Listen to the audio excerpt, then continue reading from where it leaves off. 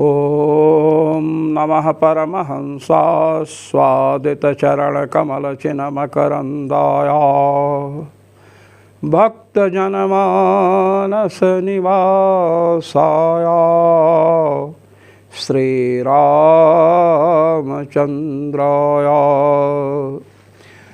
यत्र यत्र रघुनाथकीर्तनं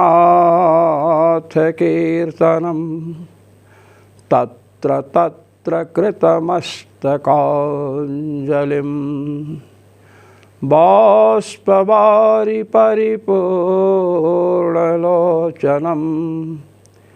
मारुतिं नमत राक्षसान्तकम् सीतानाथसमारम्भां रामानन्दार्यमध्यमाम् अस्मदाचार्यपर्यन्तां वन्दे गुरुपरम्पराम्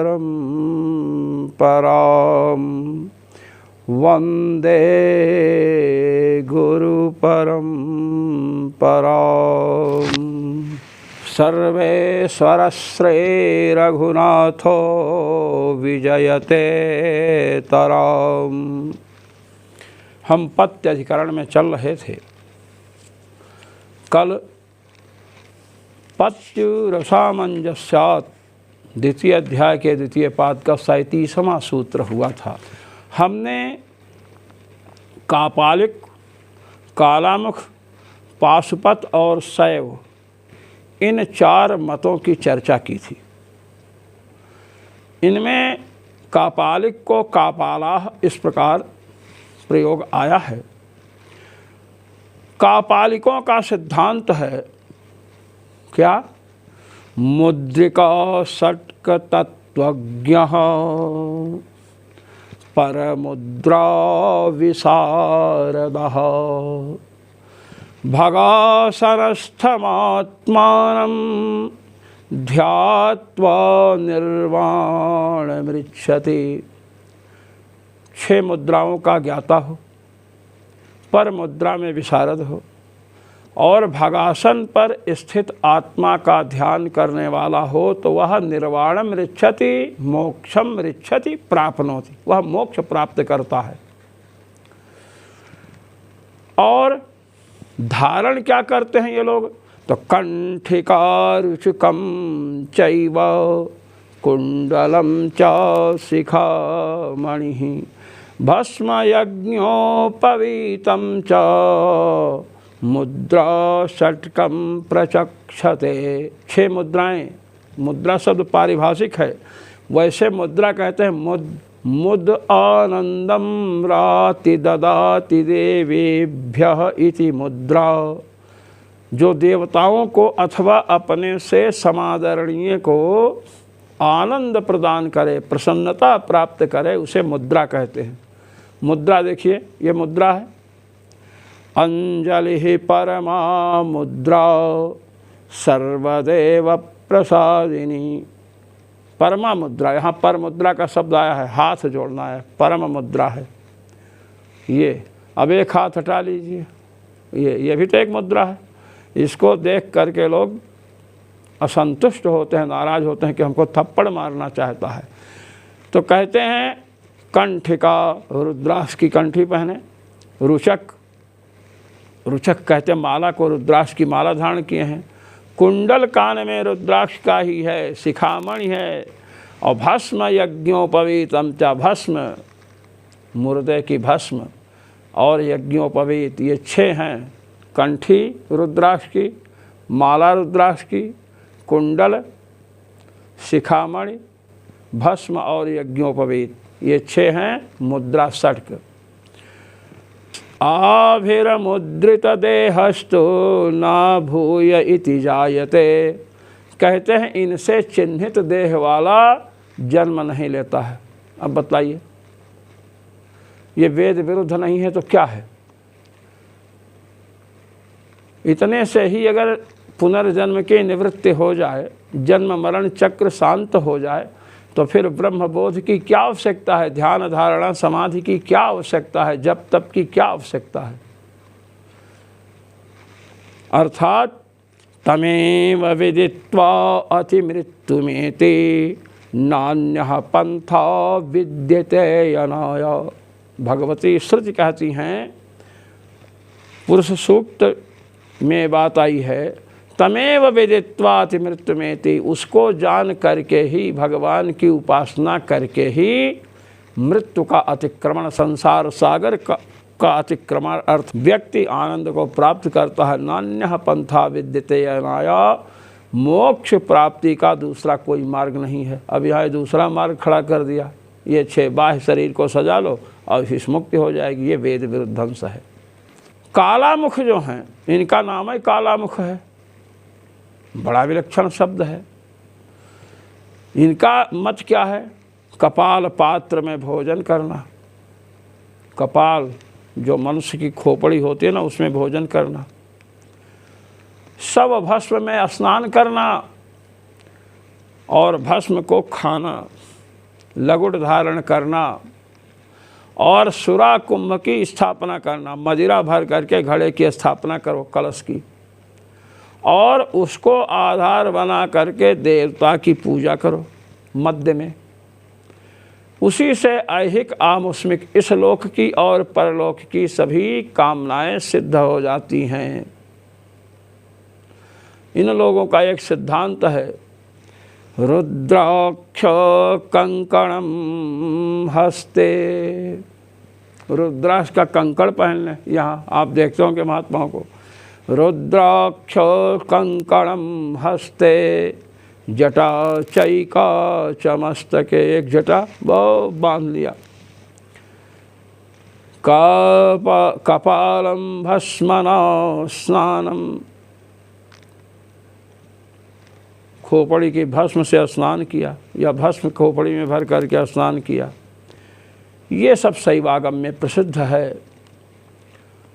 और इन्होंने ही ये बात कही है, कालामुख लोगों ने, दीक्षा प्रवेश मात्रेण ब्राह्मणो भवते क्षणात्।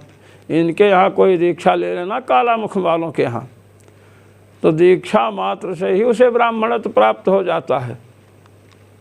अच्छा हुआ यह मत विश्वामित्र जी के समय नहीं था, नहीं तो ब्राह्मणत्व प्राप्ति के लिए हजारों वर्ष तपश्चर्या नहीं करनी पड़ती, जाते दीक्षा ले लेते और ब्राह्मण हो जाते। सब फालतू की बातें। कपालम व्रतमास्थाय यतिर्भवति मानवः, कहते हैं कपाल व्रत, कापालिकों का व्रत, उसको आश्रय ले, कापालिक व्रत का जो आश्रय लेता है वह यतिर्भवति मानवः, मानव सन्यासी हो जाता है, सर्वद्वंद्वों से विनिर्मुक्त हो जाता है। ये इनका मत है। ये मत वेद विरुद्ध है। ब्रह्मवेद ब्रह्मैव भवति, श्रुतियों का उद्घोष है कि परमात्मा की उपासना करने के बाद ही परमात्मा सदृश होता है, अर्थात सर्वबंधन विनिर्मुक्त होता है। इसलिए ये सब बातें श्रुति विरुद्ध हैं। अब इनके यहाँ कुछ बातें वेदा विरुद्ध भी हैं। तो वेदा विरुद्ध, वेद से अविरुद्ध जो बातें हो तो ठीक है, किंतु सिद्धांत जो चला है परमात्मा स्वरूप का निरूपण, श्रुतियों ने परमात्मा को जगत का, संसार का अभिन्न निमित्तोपादान कारण माना है। परमात्मा ही निमित्त कारण भी है। तदैक्षद बहुश्याम प्रजाये तदात्मानं स्वयं अकुरुत, उसने अपने आप को जगत बना दिया।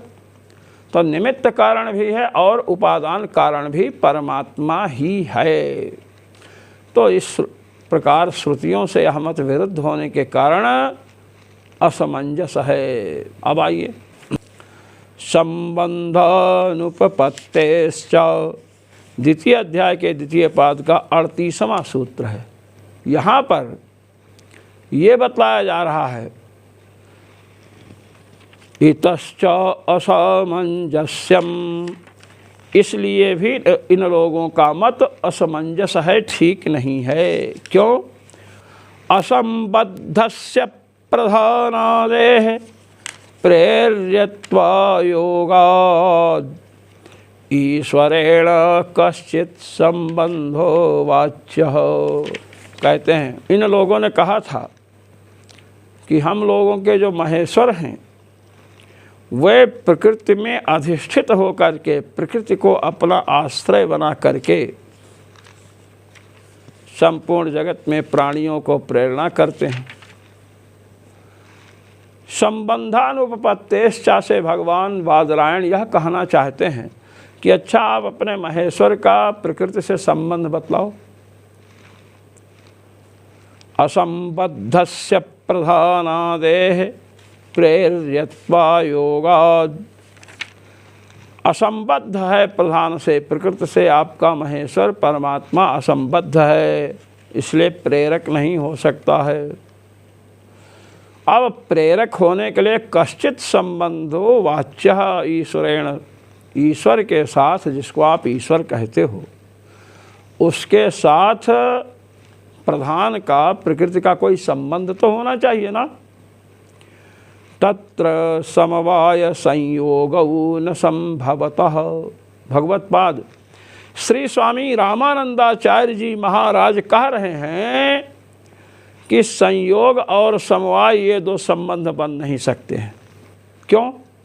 पहले तो समवाय और संयोग बनता कहाँ, इसे आप समझ लें। नैयायिकों ने समवाय संबंध माना, अवयवी अवयव में समवाय संबंध से रहता है। जाति व्यक्ति का, गुण गुणी का, क्रिया क्रियावान का। जाति व्यक्ति में, जैसे घटत्व जाति है तो घट में समवाय संबंध से रहेगी। गुण गुणी का गुण हुआ रूप, गुणी हुआ द्रव्य, रूप द्रव्य में समवाय संबंध से रहेगा। जाति व्यक्ति गुण गुणी। क्रिया क्रियावान, क्रिया कर्म, हम हाथ हिला रहे हैं, ये कर्म जो है हम में समवाय संबंध से है।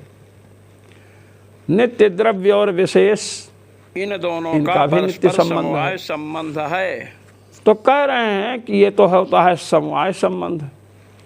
अब आपका ईश्वर, ईश्वरस्य तन्मते अशरीरत्वात्, कहते हैं ईश्वर तो आपके मत में अशरीरी है, उसके तो शरीर ही नहीं, बिना शरीर का ईश्वर है। तो जब शरीर हो तभी विचार किया जा सकता है। जैसे शरीर है, इतना लंबा चौड़ा शरीर देख रहे हैं आप, अपना शरीर देखिए। अब शरीर में हस्त पाद आदि अंग है, हाथ है, पैर है, नाक है, कान है, आँख है। तो ये जो शरीर के अवयव हैं, इन अवयवों में ये इतना बड़ा शरीर जो है अपने अवयवों में समवाय संबंध से रहता है। घट कपाल में समुत्पन्न हुआ, कपाल घट का समवायी कारण है, तो घट समवाय संबंध से कपाल में रहता है। तो जो द्रव्य हैं, सावयव द्रव्य अपने अवयवों में समवाय संबंध से रहते हैं। जैसे मैंने बता दिया, ये माउस है, माउस के जितने खंड हैं जोड़कर माउस बनाया गया, ये इसके अवयव जो हैं, उन अवयवों में ये माउस रूपी जो अवयवी है यह समवाय संबंध से रहता है। और यही माउस हाथ हथेली पर रख दिए, ये संयोग संबंध से है। तो हम या कोई भी कार्यात्मक जो वस्तु है, जो कार्य हैं, कार्य अपने अवयवों में, द्रव्यात्मक जो कार्य हैं या गुणात्मक क्रियात्मक जो कार्य हैं, ये अपने अवयवों में समवाय संबंध से रहते हैं। क्रिया तो द्रव्य में रहेगी, गुण भी द्रव्य में रहेगा। जैसे शरीर है तो शरीर रूपी अवयवी ये जो हस्त पाद आदि अंग हैं, इनमें समवाय संबंध से रहेगा। अब ईश्वर का आप शरीर तो मानते नहीं हो। शरीर मानते तो हम कहते कि वह अपने अवयव, उसका शरीर अपने अवयवों में समवाय संबंध से रहेगा। समवाय संबंध है अवयव के साथ आपके ईश्वर के शरीर का। शरीर आपने माना नहीं। अच्छा, जब ये शरीर है, अपना शरीर है, तो हम यहाँ पर बैठे हुए हैं, किस संबंध से आसन पर बैठे हैं? तो संयोग संबंध से बैठे हैं।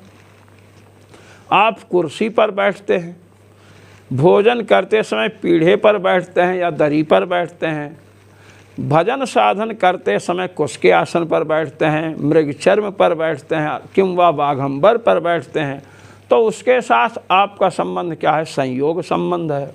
तो जब शरीर है तभी समवाय संबंध बनेगा, और जब शरीर है तभी संयोग संबंध बनेगा। हम संयोग संबंध से मृगचर्म पर बैठे हैं, उसी समय समवाय संबंध से हम, अर्थात यह शरीर अपने अवयव में है। भगवत पाद श्री स्वामी रामानंदाचार्य जी महाराज कह रहे हैं, तत्र समवाय संयोगौ न संभवतः। ईश्वर का प्रकृति के साथ न तो संयोग संबंध बन सकता है, न समवाय संबंध बन सकता है। संयोग इसलिए नहीं बन सकता है क्योंकि आप ईश्वर को अशरीरी मानते हो। तो जब शरीर ही नहीं तो प्रधान के साथ संबंध कैसे बनेगा? और शरीर हो तो कह सकते हैं कि वह अपने अवयवों में समवाय संबंध से रहेगा। वही कहते हैं, तत्र समवाय संयोगौ न संभवतः। क्यों? ईश्वरस्य तन्मते अशरीरत्वात् या अशरीरित्वात्। ईश्वर उनके मत में अशरीरी है, शरीर वाला नहीं है। नापि संबंधांतरम अनुपपत्ते है, और दूसरा भी कोई संबंध नहीं बन सकता है। बनता हो तो बताओ कि कालिक संबंध बन जाए। कालिक भी तो एक संबंध है भाई, स्वरूप संबंध तो बन नहीं सकता है। स्वरूप संबंध विशेष करके अभावों का होता है। प्रतियोगिता नियोगिता का भी स्वरूप संबंध होता है, तो प्रतियोगिता नियोगिता प्रतियोगी अनियोगी रूप होती हैं। क्या कालिक संबंध बन जाए? कहते हैं यह भी नहीं बन सकता है। क्यों? नित्येषु कालिका योगात्। एक तो प्रधान भी नित्य है और आपने ईश्वर को भी नित्य माना है, तो नित्यों में तो कालिक संबंध होता ही नहीं है। प्रकृतिम पुरुषम चैव विद्यनादि उभवपि। प्रकृति को अनादि माना तो प्रधान अनादि है, ईश्वर को भी आप अनादि मानते हैं, नित्य मानते हैं, तो नित्य वस्तु का कालिक संबंध नहीं होता है। ये तो सामान्य तर्क संग्रह पढ़ने वाला भी जानता है। अब प्रधान और पुरुष का कोई संबंध तो बन नहीं सकता है, इसलिए परमेश्वर जो है वह प्रकृति को अधिष्ठित करके, प्रकृति को आश्रय बना करके कोई कार्य नहीं कर सकता है। ये बतला रहे हैं। अधिष्ठानानुपपत्तेश्च, ये द्वितीय अध्याय के द्वितीय पाद का 39वां सूत्र है। अभी तक बताया कि भाई परमात्मा को आप प्रेरक कहोगे तो कोई संबंध होना चाहिए ना। स्वामी भृत्य को, नौकर को प्रेरणा देता है, जल माने जल ले आओ, घड़ा ले जा करके रख दो। तो स्वामी और नौकर में क्या संबंध है? स्वस्वामी भाव संबंध है। पिता पुत्र को आज्ञा देता है, गुरु शिष्य को प्रेरणा करता है कि पुत्र वत्स जा करके पुस्तक ले आओ, तो गुरु शिष्य भाव संबंध है। आपके यहाँ तो कोई संबंध ही नहीं बन सकता। संबंध पर कुठाराघात किया। अधिष्ठानानुपपत्तेश्च, द्वितीय अध्याय के द्वितीय पाद के 39वें सूत्र से भगवान कृष्णद्वैपायन व्यास और भी दोष दे रहे हैं। अधिष्ठानानुपपत्तेश्च सूत्र के आशय को जगत गुरु श्री स्वामी रामानंदाचार्य जी महाराज आनंद भाष्य से प्रस्तुत कर रहे हैं। सशरीराणाम कुलालादीनाम अधिष्ठानत्वदर्शनम अवलंब्य अनुमानाद ईश्वरस्य प्रधानाधिष्ठानत्वम् उच्यते।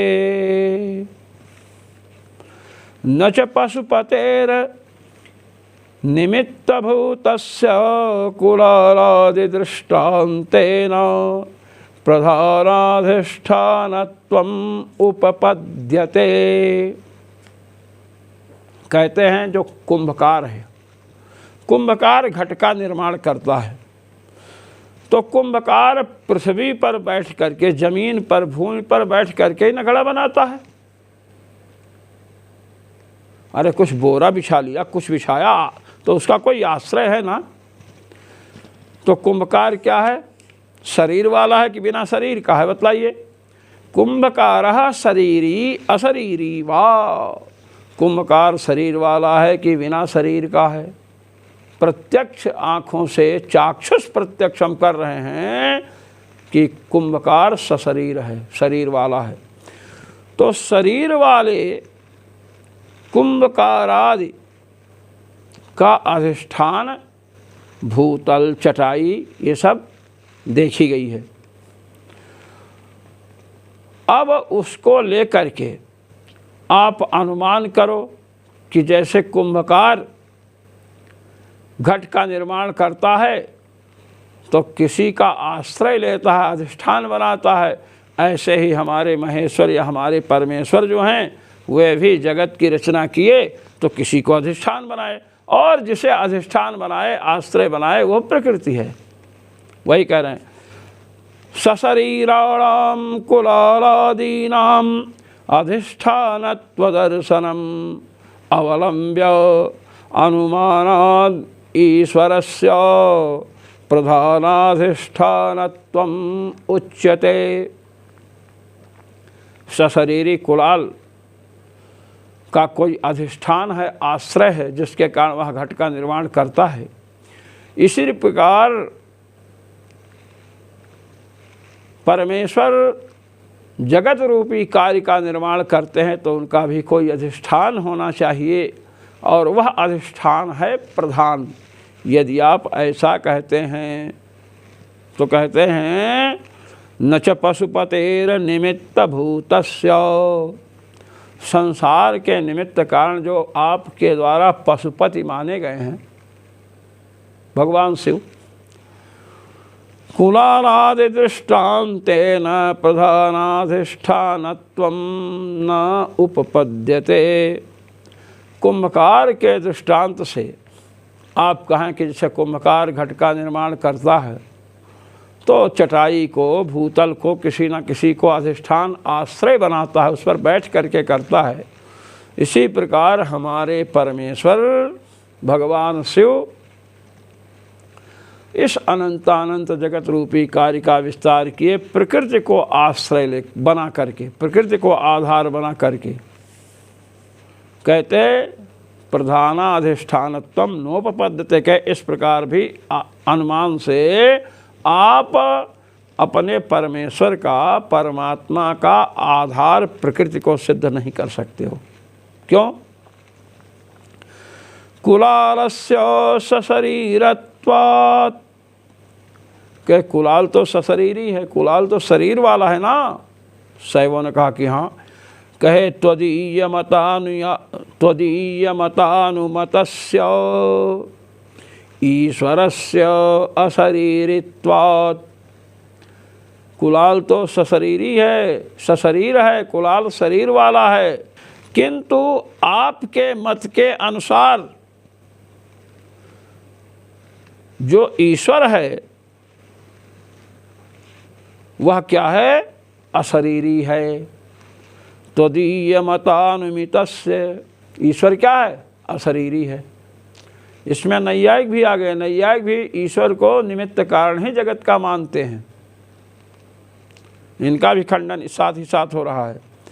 दृष्टांत दार्ष्टान्तिकयोर वैरूप्यात्, कहे दृष्टांत और दार्ष्टान्त में वैरूप्य हो गया, वैसादृश्य हो गया। क्योंकि कुंभकार को आपने कहा कि घट का निर्माण कुंभकार करता है तो भूतल इत्यादि को आधार बनाता है, अधिष्ठान आश्रय बनाता है, उसके बिना नहीं कर सकता है। ऐसे ही हमारे परमात्मा अनंतानंत चित्र विचित्र जगत के निर्माता हैं। वे भी जब इतना बड़ा कार्य करेंगे तो किसी न किसी को आधार बनाएंगे, और वह आधार आश्रय प्रकृति अर्थात प्रधान होगा। कहते कि नहीं, कुलाल सशरीरी है, शरीर वाले को अधिष्ठान की आवश्यकता होती है। जो सशरीरी ही नहीं है, जिसके शरीर ही नहीं है, तो उसको बैठना उठना बैठना शरीर वाला न करता है। जिसके शरीर ने उठे बैठेगा। श्रीमद् वाल्मीकि रामायण के उत्तर कांड में श्री वशिष्ठ जी महाराज और नेमि महाराज की चर्चा आई है। एक दूसरे को साप देते हैं तो अशरीरी हो गए, शरीर छूट गया। तो वशिष्ठ जी ब्रह्मा जी के पास पहुँचे और कहे कि महाराज शरीर तो है नहीं मेरे पास, तो मैं जो नित्य कर्म है, उठना बैठना और वैदिक कर्म है, इनको मैं कैसे संपादन करूं? तो उन्होंने कहा ठीक है, जाओ, तुम्हारी उत्पत्ति घड़े से होगी। तो अगस्त जी और बहिर जी की उत्पत्ति घट से हुई, ये आप वाल्मीकि रामायण के उत्तर कांड में देख लीजिएगा। अस्तु, जब परमात्मा के शरीर ही नहीं है तो बैठने की बात ही नहीं हो सकती है, खड़े होने की बात नहीं हो सकती है, सोने की बात नहीं, लेटने की बात नहीं। ये तो शरीर वालों का धर्म है, सोना बैठना उठना लेटना बनाना घटाना। तो जब शरीर ही नहीं है आपके परमात्मा के, तो प्रकृति को आश्रय बनाने की क्या आवश्यकता है? इसलिए आपने जो कुंभकार का दृष्टांत दिया, वह दृष्टांत आपके दार्ष्टान्त से विपरीत है, विरुद्ध है। वहाँ सशरीरी कुंभकार है, उसको तो आश्रय की आवश्यकता है, किंतु आपका परमात्मा जो है उसे आप शरीरी नहीं मानते हैं, अशरीरी मानते हैं। करणवच्चैन्न भोगादिभ्यः, द्वितीय अध्याय के द्वितीय पाद का 40वां सूत्र है। भगवत पाद जगत गुरु श्री स्वामी रामानंदाचार्य जी महाराज इस सूत्र की व्याख्या करते हुए कहते हैं, भोक्तुः क्षेत्रज्ञस्य अशरीरस्यैव करणकलेवराद्यधिष्ठानत्ववद् ईश्वरस्यापि अशरीरस्य प्रधानाधिष्ठानत्वम् उपपद्यते इति चेत्। सैव लोग शंका कर रहे हैं कि जैसे देखिए जीव है क्षेत्रज्ञ, भोक्तो क्षेत्रज्ञ, भोक्ता क्षेत्रज्ञ जो जीव है वह भी वस्तुतः तो शरीर ही नहीं है, सच्चिदानंद घन है। कहे हाँ, कहे जैसे वह करण कलेवर आदि का आश्रय लेता है। भाई जीव तो शरीर से भिन्न है, स्थूल सूक्ष्म कारण तो भिन्नम कोशाच पंचकात् जाग्रत स्वप्नाद्यवस्थानां साक्षिभूतम तु सर्वदा। ये अर्थपंचक में चर्चा आई है, जहाँ पर जीव के स्वरूप का वर्णन किया गया। स्थूल सूक्ष्म कारण इन तीनों शरीरों से भिन्न है। अन्नमय, प्राणमय, मनोमय, विज्ञानमय और आनंदमय कोश से भी भिन्न है। शैव लोग कह रहे हैं कि जिस प्रकार करण कलेवर से रहित जीव, वसुधा करण कहते हैं इंद्रियों को, कलेवर कहते हैं शरीर को, शरीर और इंद्रियों से स्वभावतः शून्य जो जीव है, वह जीव जैसे करण कलेवर शरीर और इंद्रियादि का आश्रय लेता है, ऐसे ही करण कलेवरादि से विधुर, उससे रहित जो हमारे परमेश्वर हैं, वे भी प्रधान का आश्रय ले लेंगे। इसलिए प्रधान उनका आश्रय बन जाएगा। प्रधानाधिष्ठानत्वम् उपपद्यते इति चेत्, उत्पन्न हो जाएगा। कथन का तात्पर्य कि जैसे जीव सच्चिदानंद घन है, वैसे परमेश्वर हमारे सच्चिदानंद घन है। जैसे जीव अशरीरी है, वैसे हमारे परमात्मा भी अशरीरी हैं। तो अशरीरी जीव शरीर का आश्रय लेता है कि नहीं? करण कलेवर का आश्रय लेता है। जीव का सहज स्वरूप तो शरीर इंद्रिय से भिन्न है, सच्चिदानंद घन है। तो सच्चिदानंद घन जीव जैसे करण कलेवर, करण माने इंद्रिय, कलेवर माने शरीर, शरीर इंद्रियादि का आश्रय लेता है, इसी प्रकार सच्चिदानंद घन जो परमेश्वर हैं, वस्तुतः शरीर से रहित हैं, वे प्रधान का आश्रय ले लें। तो क्या अनुपपत्ति है आप वेदांतियों को? कहते हैं इति चेत, कहे ना, कहे ना ऐसा नहीं कह सकते हो। भोगादिभ्य सूत्र है ना, करणवच्चेन्न भोगादिभ्य, इस सूत्र में करणवच्चेत यहाँ तक पूर्व पक्ष बतलाया गया और ना से निषेध किया गया, भोगादिभ्य को हेतु दिया गया। कैसे? सुनिए। न जीव दृष्टान्तेन ईश्वरस्य प्रधानाधिष्ठितत्वम् उपपद्यते। भगवत्पाद श्री स्वामी रामानंदाचार्य जी महाराज कह रहे हैं कि आप लोग जीव का दृष्टांत दे करके अपने परमेश्वर को प्रधान का आश्रय लेकर वह सृष्टि आदि करता है, ये नहीं कह सकते हो। कह क्यों? कहते हैं भोगादिभ्य जीव इव पशुपतावपि पुण्य पाप फल भोगापत्ते है। जीव वसुता शरीरी है, जीव को करण कलेवर शरीर और इंद्रियों की प्राप्ति कैसे होती है और किस लिए होती है बतलाइए? जीव को पुण्य पाप रूपी फल भोगने के लिए करण कलेवर की प्राप्ति होती है। अब जीव का दृष्टांत आपने दिया,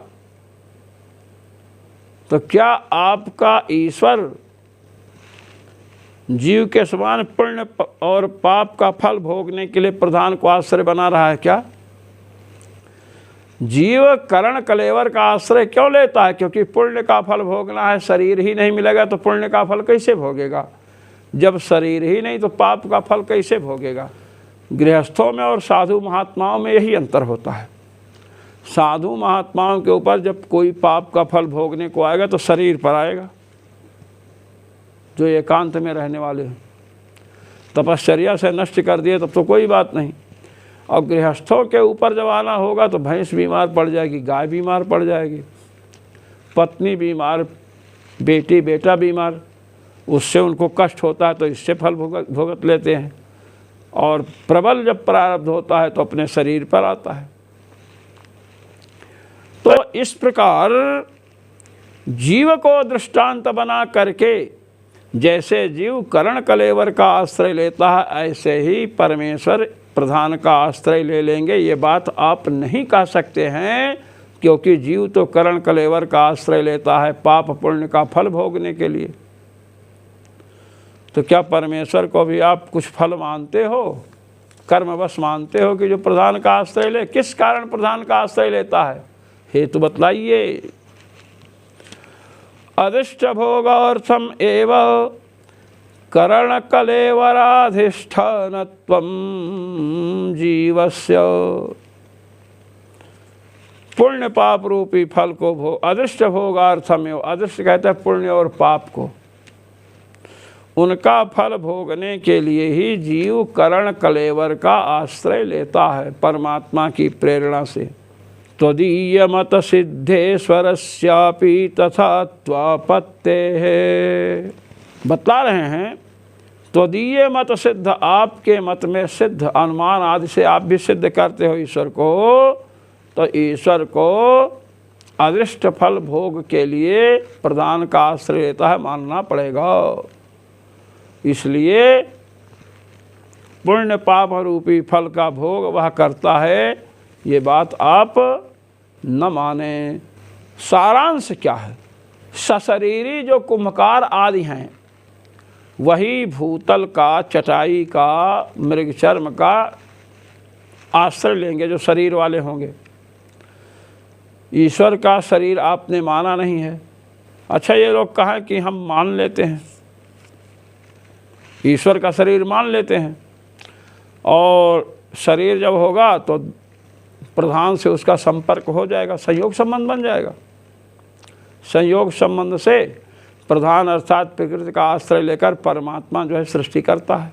कहते हैं ऐसा नहीं मान सकते हो, ईश्वर को आप सशरीरी भी नहीं मान सकते हैं। कुंभकार के दृष्टांत से आप ईश्वर का आश्रय प्रकृति को सिद्ध करना चाहते थे कि प्रकृति को आश्रय बना करके हमारे परमेश्वर जगत की रचना करते हैं। कहते कुंभकार तो सशरीरी है, आप जी ईश्वर को सशरीरी नहीं मानते हो, अशरीरी मानते हो। कहे अच्छा हम सशरीरी मान लेते, ईश्वर के भी शरीर है। कहते जब ईश्वर को सशरीरी मानोगे, ईश्वर का शरीर मानोगे, तो ईश्वर सावयव हो जाएगा, ईश्वर का शरीर सावयव हो जाएगा। और जो सावयव वस्तु होती है वह अनित्य होती है। जैसे दिगंबर जैनियों ने जीव को देह परिमाण वाला माना था, अभी चर्चा आगे आई है, और कहे कि हाथी के शरीर में गया तो हाथी जितना बड़ा हो गया, मच्छर के शरीर में जाना हुआ तो सिकुड़ करके मच्छर जैसे हो गया। तो वहाँ पर दोष दिया गया कि यदि सिकुड़ने वाला घटने बढ़ने वाला होगा तो मध्यम परिमाण हुआ, तो सावयव होगा तो अनित्यत्व की आपत्ति आएगी। ऐसे ही आप ईश्वर का शरीर मानोगे तो शरीर क्या होगा, सावयव होगा, तब तो महाराज वो अनित्य हो जाएगा।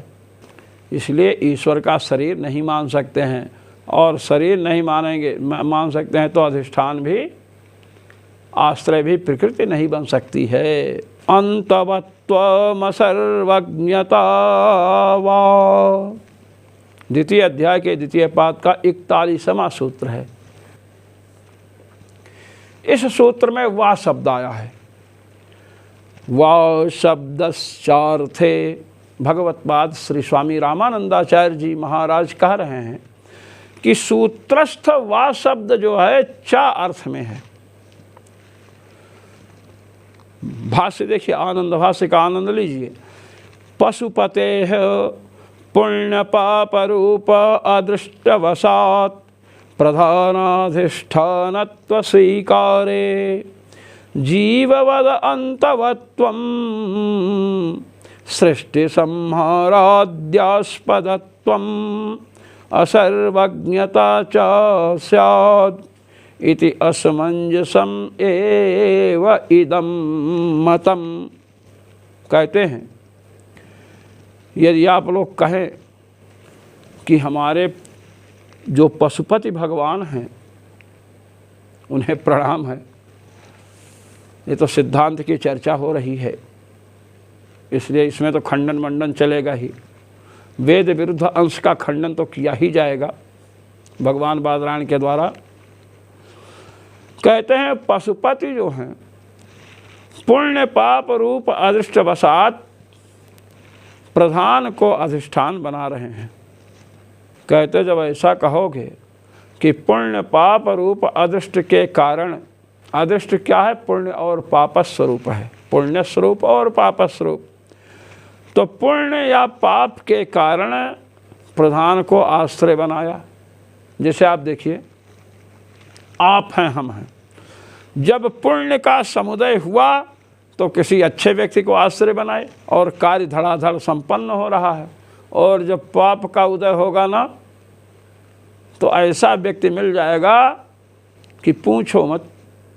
आप उसको, उसका आश्रय लेंगे, कुछ दिन चापलूसी करेगा और उसके बाद आपके ही सिर पर बैठ जाएगा। ये बात है। जो लोग भूत प्रेतों को सिद्ध करके काम करवाते हैं ना, ये ले आओ वो ले आओ, कौन आया कौन गया बताते हैं ना, ओझा सोखा, जब मरना होता है तो वही इनके भूत प्रेत आकर इनको पकड़ते हैं और भूत योनि में चले जाते हैं। ये इसलिए परमात्मा की उपासना करिए।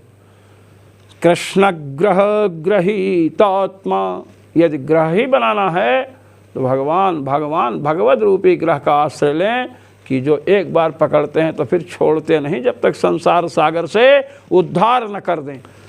कहते हैं पुण्य पाप रूप अदृष्ट के कारण परमेश्वर प्रधान का आश्रय लेते हैं, प्रधान उनका अधिष्ठान बनता है। ऐसा कहोगे तो जीववद अंतवत्वम, तब तो जीव जैसे करण कलेवर का शरीर इंद्रियादि का आश्रय लिया तो सृष्टि संहार, जीव की सृष्टि होती है माने जीव का जन्म होता है, और संहार माने जीव की मृत्यु होती है, शरीर छूटता है।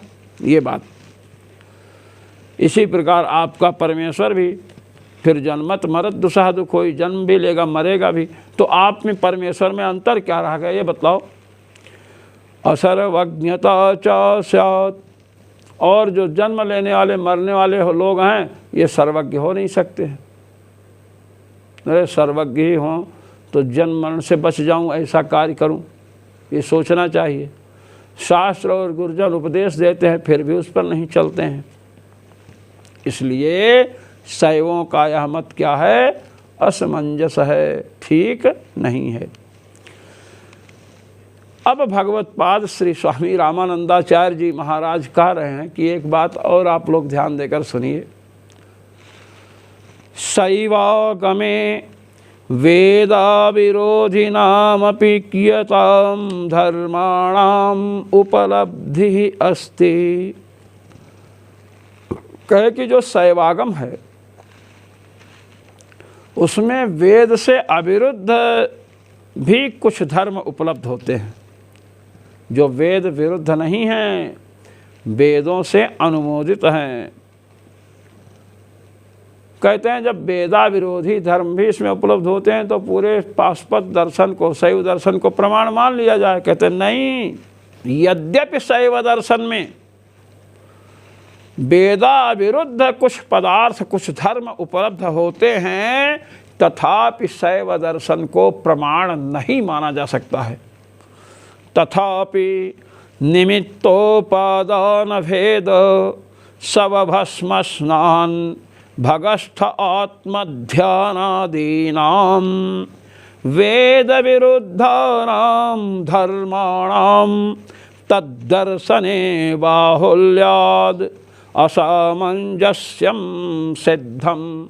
भगवत्पाद श्री स्वामी रामानंदाचार्य जी महाराज कह रहे हैं कि यद्यपि वेदा विरुद्ध, वेद से अविरुद्ध अर्थात वेदानुमोदित कुछ धर्म शैवागम में मिलते हैं, तथापि उसको प्रमाण नहीं माना जा सकता है, क्योंकि मूल तत्व जो परमात्मा है, जिसे श्रुतियों ने, वेद शिरोभाग उपनिषदों ने जगत का निमित्त और उपादान कारण दोनों माना है, उससे विरुद्ध ये लोग परमात्मा को केवल निमित्त कारण माने, उपादान कारण नहीं मानते हैं। तो वेद विरुद्ध है इस अंश में। दूसरी बात, शव भस्म स्नान, मुर्दा की भस्म से स्नान करना, उसको खाना और भग पर आत्मा का ध्यान करना। मुझे भगस्थम आत्मानं ध्यात्वा, भगस्थ आत्मा का ध्यान करना, ये सब वेद विरुद्ध बातें हैं। इसलिए ऐसे जो वेद विरुद्ध धर्म है शैव दर्शन में बहुलता से उपलब्ध होते हैं, आधिक्येन अधिकता से प्राप्त होते हैं। इसलिए वेद विरुद्धानां धर्माणां तद्दर्शने बाहुल्यात्, वेद विरुद्ध धर्म शैव दर्शन में अधिक मिलते हैं, वेद विरुद्ध धर्मों का दर्शन उनके यहाँ अधिक होता है। इसलिए वेद विरुद्ध धर्म का प्रतिपादन करने वाला शैव दर्शन अप्रामाणिक है, असमंजस है, उससे बचना चाहिए। इति श्री आनंद भाष्ये पत्यधिकरणम। इस प्रकार आनंद भाष्य में पत्यधिकरण आज पूर्ण हुआ। जो मनीषी महानुभाव ब्रह्मसूत्र पर जगतगुरु श्री रामानंदाचार्य जी महाराज द्वारा प्रणीत आनंद भाष्य का श्रवण मनन निधिध्यासन करते हैं, उन सभी मनीषी महानुभावों को मेरी ओर से सादर सप्रेम जय श्री राम, और भगवान सर्वेश्वर श्री रघुनाथ जी की ओर से अनंत अनंत शुभकामनाएं। जय श्री राम।